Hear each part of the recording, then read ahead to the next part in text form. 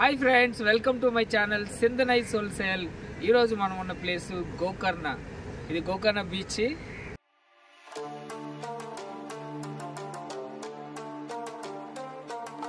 Friends, ఈ place ప్రాముఖ్యత ఏంటో తెలుసా? విశిష్టత. యాక్చువల్గా రావణాసురుడు ఆత్మలింగాన్ని తీసుకొని వచ్చి ఇక్కడ రీచ్ అయ్యే టైంకి ఈవినింగ్ అయిపోతుంది.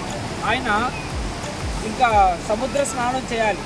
ఆ టైంలో ఆయన వచ్చి మన లార్డ్ గణేష వచ్చి బాలుడి రూపంలో వచ్చినప్పుడు ఆయన చేతిలో ఆత్మలింగాన్ని పెట్టి ఆయన స్నానానికి వెళ్తారు. అప్పుడు లార్డ్ గణేష ఆత్మలింగాన్ని కింద పెట్టేస్తారు. ఇక్కడ ఆ place very powerful and proven place అనమాట. మనకు అంటే రావణాసురుడు గురించి ప్రూవెన్ ప్లేస్ ప్లస్ ఆత్మలింగం ఇక్కడ ఉంది.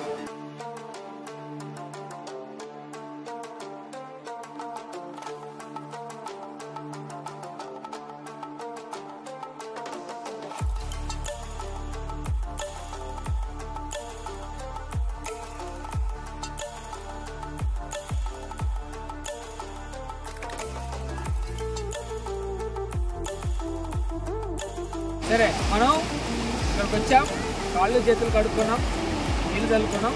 మనం ఇంకెళ్ళి స్వామి దర్శనం చేసుకోవాలి. ఆత్మలింగం డైరెక్ట్ కైలాసం నుంచి భూమి మీదకి వచ్చిన ఆత్మలింగం ఎంత పవిత్రమో చూడండి. Okay, let's go on.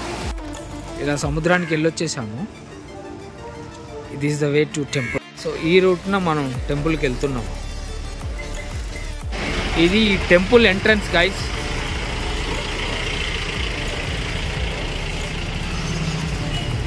Entry లోపల వీడియో ఫోటోగ్రఫీ అలౌడ్ లేదు.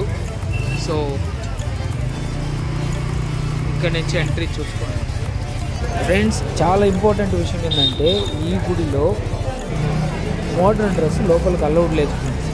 నార్మల్గా మిగతా గుడిలలో చాలా దగ్గర అలౌ చేసేస్తారు, కానీ ఇక్కడ ఏంటంటే చాలా స్ట్రిక్ట్, అలౌడ్ లేదు.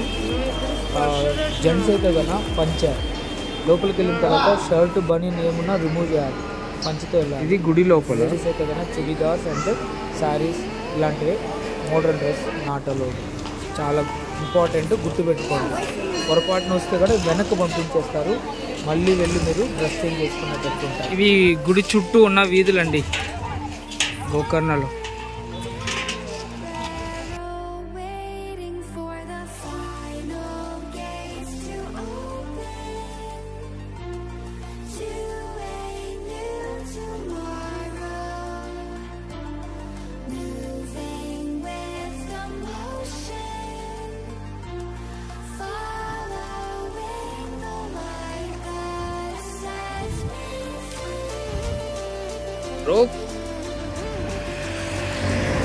గైస్, ఇక్కడ చూడండి, ఉప్పు పండిస్తున్నారు. ఉప్పు గుంటలు.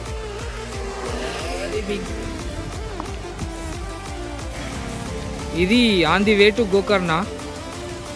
ఇక్కడ కూడా చూడండి, ఆ లాంగ్ లో ఉప్పు పండిస్తున్నారు. సూపర్ కదా.